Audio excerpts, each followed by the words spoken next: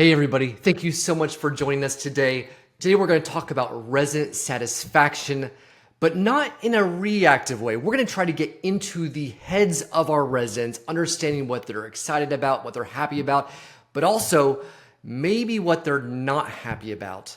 And today, Megan Adams, who is Director of Marketing at Legend Management Group, is going to join me today.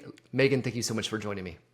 Thanks for having me, Brett. So, before we get into getting that feedback from residents, I think there's a first element, which is the culture of a company to even want that type of feedback. I think a lot of companies, they are, they're okay with kind of putting their head in the sand and thinking, well, if the resident hasn't come in the office, if they haven't said anything negative, then they must be fine, right? But you all have taken a different approach where you're more proactive and seeking out that, but that comes with a change in culture to actually want negative feedback so you can enact change. Can you talk about that cultural shift? Sure. We started doing resident surveys and getting ready resident feedback through SatisFacts back in 2010. So it has been a long time since we made that shift to really wanting to know what our customers were thinking. Back before the survey program, we had, cards that a resident could fill out, but you had to go get them. We didn't see a high engagement rate from that. So we knew there were systems in place that we could put in action at Legend Management Group and really hear from all of our residents, give all of our residents a voice. And I think part of what is so important is just listening and hearing what their concerns are. If you don't know what you don't know. So if you're not asking, you're not finding out what are your teams doing amazing at, and then where are we kind of missing the mark and need to find ways to improve, put systems in place, add additional training for specific team members or teams, or just an action in general that needs more training. So we knew that exceptional customer service has always been a focus, and the only way you're going to achieve that level of customer care is if you're asking the residents how they feel and then taking action on anything that comes out from their feedback. So let's talk about the difference between reactive and proactive. So a lot of times we wait to hear from the residents to walk to the office, or you can actively push out there and say, okay, tell us what you're upset about. I mean, maybe not lead them that much, but in general, get a sense for that. So how do you view the difference between reactive and proactive approach to getting resident feedback? So I think reactive is kind of you're waiting until it's really too late to make a change. The resident's very angry. They've given notice. They want to move out, and really at that time, you're not going to recover. They have it in their mind that they're unhappy. So proactive is really you're asking them for their feedback. You're getting ahead of it. You want to know. You want to know what we're doing, what we can do, and so that way you're ahead of an issue festering too long, and you can address it right away. It doesn't go the whole resident life cycle of it, the whole year before you find out that they're unhappy when you've sent out the renewal and you're hoping they're going to renew, and then you find out X, Y, and Z is wrong in their apartment home. So by doing the surveys, doing surveys at the annual survey or right when they move in, hearing how that experience is, then we know, oh, we're doing a great job with it, or let's tweak this area of the move-in process because, it didn't get 5 stars, and we know that there's something wrong, so we can fix it before the next move-in. Yeah, I love that. Where the notice to vacate is really a complaint card in a lot of ways. I mean, that's what it is. It's saying that we were upset and you never resolved it. And shoot, yeah, you were saying like they're staying there for a year. There's plenty of time to somehow react to their negative concern, but if we just don't know it exists, it's impossible. And I like how, at the end of the day, by being proactive, it's also sending a message to the residents saying that, you are going to do everything you can, and you wanted to reach out and you wanted to try to make things better. And I think that sends a message to residents that way. Now let's Yeah. talk about you survey residents, but you also survey your employees. And you were telling me a story about how you all close up your communities for a half day, I think, for getting caught up on administrative elements. Can you tell me about that? Sure. We're not the first company to do this. It's not groundbreaking, but when we came out of COVID, where we had done like A and B schedule, and so half a team would work this part of the week, half a team would work the other half of the week, and we found that we could close on Sundays without really impacting our business. So we closed on Sundays, but then the next round of our team member engagement survey, we found that teams really just still felt like they didn't have time to get all of the administrative tasks done that we're asking them to do. So we were like, what can we do? We put software in place that's supposed to help alleviate some things and save time, but at the end of the day, there's always something more that the on-site teams are needing to do and complete. So we said, other companies have tried this and doing it, and so like let's try it here. Let's see if it helps our team members with their satisfaction, because at the end of the day, them being happy team members is going to push out to having happy residents. So we said, let's try this closing for a half day for administrative tasks. And that can be anything from, team meetings, team building, working on your prospect follow-up, doing preferred employer outreach. So all of these things, we said, let's give it a try, half a day. We picked a day of the week when we looked at call volume and traffic volume that was the lowest in the morning time. So we were very mindful of what day to choose, and so we said we'll close Wednesdays half day in the morning. And we had a few teams that were a little upset about it. They were like, no, the customers are going to be very angry. What are we going to do? And we said, like, let's just try it. Let's see what you can accomplish in that time. I'm sure there are things that are not happening that you could do in that time, and hopefully it will not be a negative impact on the residents. And so we did we mandated it, like every community had to do it. And then when it came back to our annual survey in May, which was about 9 or 10 months into this admin day, the office team scores on SatisFacts went up. So I wrote down some numbers. Office staff and responsibility and dependability went up over 2.5%. Promptly responding to calls and emails went up 2.75% for the portfolio.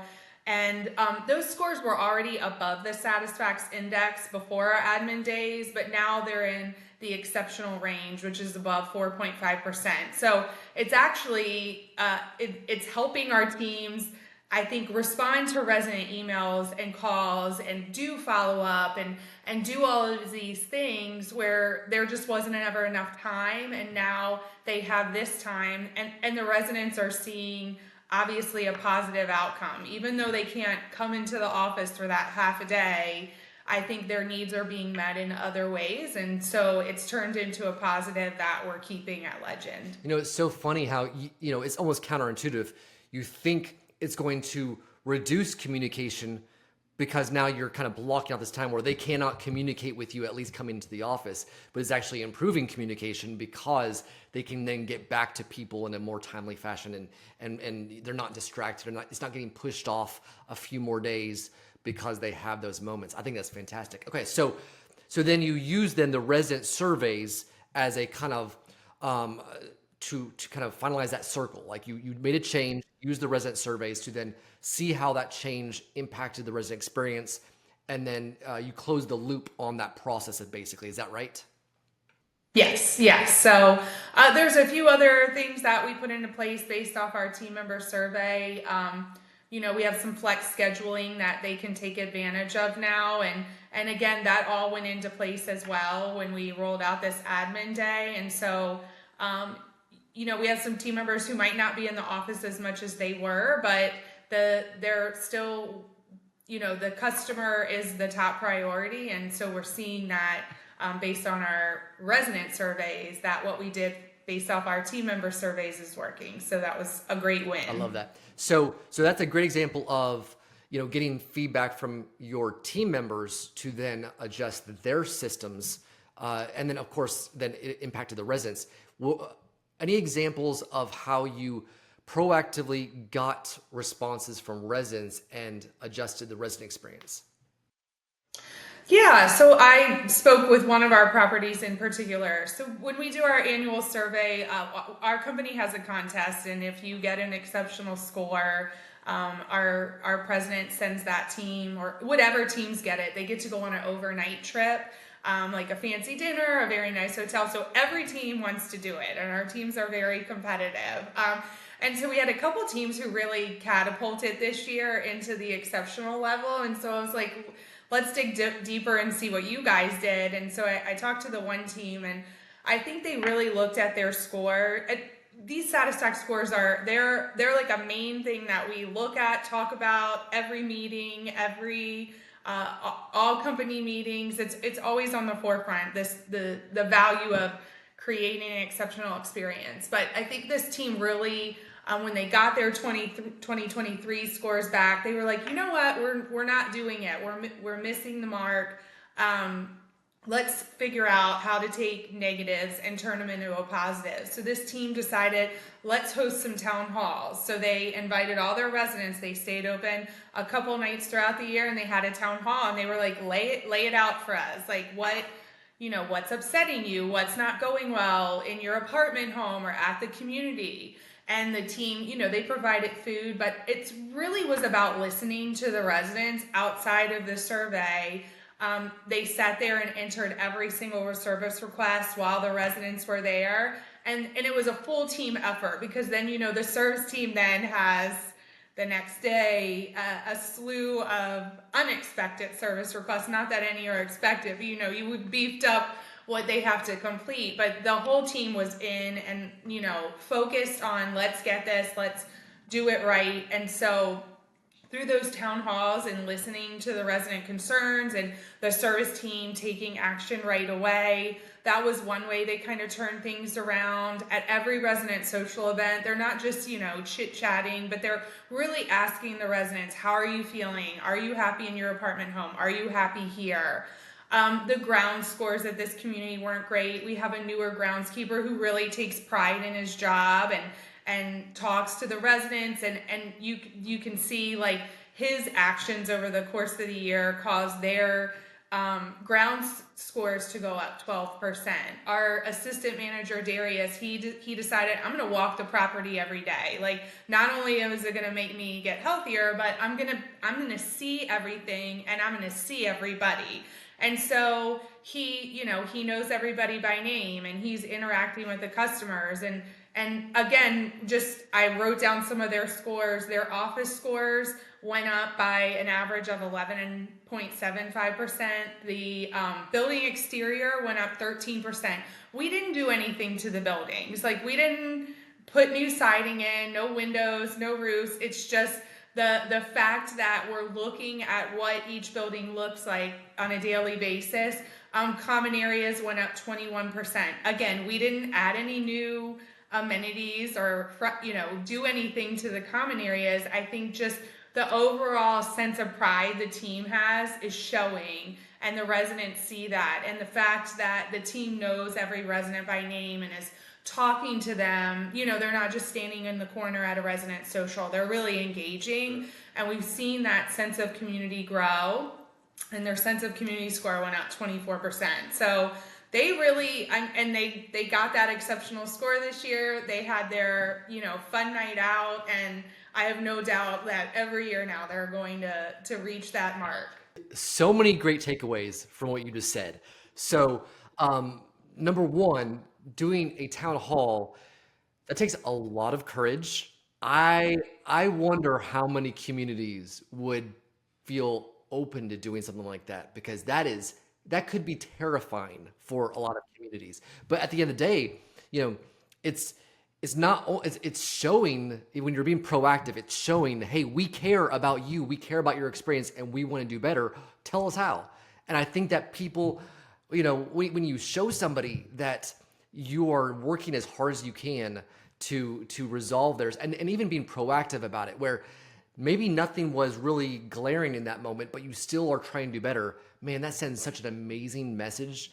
I just absolutely love that. I also think it is one thing to implement a system to getting feedback or to do anything. I mean, there's so many programs this could apply to where we sign up for something and then we get the report and we put it in our desk drawer and that's it, right? And what it really comes down to is how do you take what you've learned and actually take it to heart and move forward with those things and make it a central piece of what you talk about on a consistent basis to show the importance of this data. It's not just a check the box. Hey, now we asked for feedback and we got our feedback and now we're done. Now let's move on to the next thing that's hitting our attention. So I think it's all fantastic. And also I love the idea of, hey, let's go walk the property. It's also good for our health. So many amazing takeaways from that. One thing that you mentioned when we were talking earlier that I think was really interesting is there's a lot of companies who they focus on getting a 5-star review, and that ends up being their goal. Where the problem is that it's not necessarily a focus on improving resident satisfaction, which then creates a 5-star service, but rather it creates kind of a scenario where the review is the most important, and it tends to not be as authentic.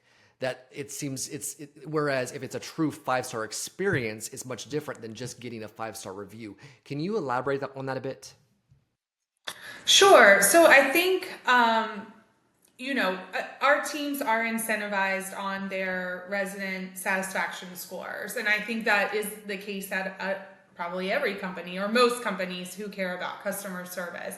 But I think the problem is there are some communities that you're only seeing 5-star reviews online for them, and that's just inauthentic. There's no community that is perfect that doesn't have a single resident complaint, and I think that the customers see through that. I think SatisFacts did a survey, and customers, I think they what was the threshold of the lowest you would go to rent at a community? It was like 3.8 stars. And so I think that shows that customers know there's going to be positives and negatives everywhere, and not every customer is happy. And sometimes with the negative reviews, I mean, do we want to have them? Absolutely not. But they're there, and it's how you respond to them. And I think some are, you can tell when it's just an angry resident that wants to vent, and prospects can see that too. They're not going to not rent at a Legend community because so-and-so said they didn't get their deposit back. I think that they want to see what are the negatives, and is it something that I see the team is responding to in their responses, or is it something I can live with? Like, oh, there's not a lot of parking. Maybe I don't have a car. I don't care about parking. So I think that customers just want to see the true, authentic self of the community. And I also think if you only have 5 stars and someone moves in and it's not a 5-star experience, then they have that expectation, and then they're already deciding, I'm not staying here next year. So then your retention takes a hit. So you might get them in the door, but you're not going to keep them. And of course, our goal is to retain residents.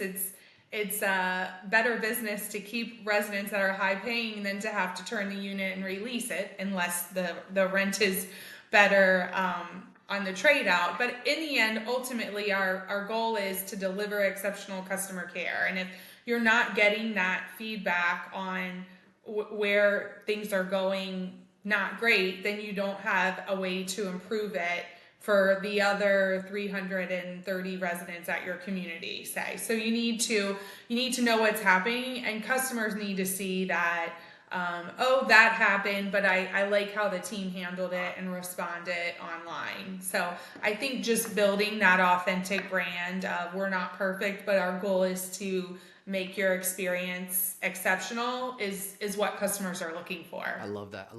And the idea of, it's in our best interest to retain residents. And I think that when we think about that trade-off between, we can get higher rents possibly because the market has changed.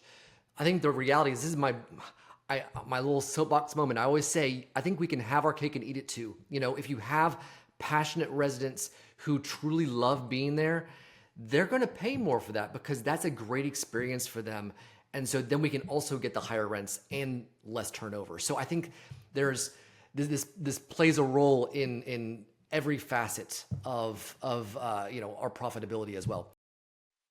I think also those residents that are truly happy, like 4.5 and above, they're telling friends. So you're going to get the resident referrals. You're going to get the word of mouth, which also helps in your advertising costs. The more other people are doing that work for you, the less you have to spend. So I think it all relates. If the residents are super happy, they're going to tell their friends, their family, their coworkers, and that word of mouth and that ability to say we are really the best, like you're hearing it from the people that you trust, says a lot about the company. I love it. Thank you so much for sharing your story. This has been amazing. Of course. So many great takeaways.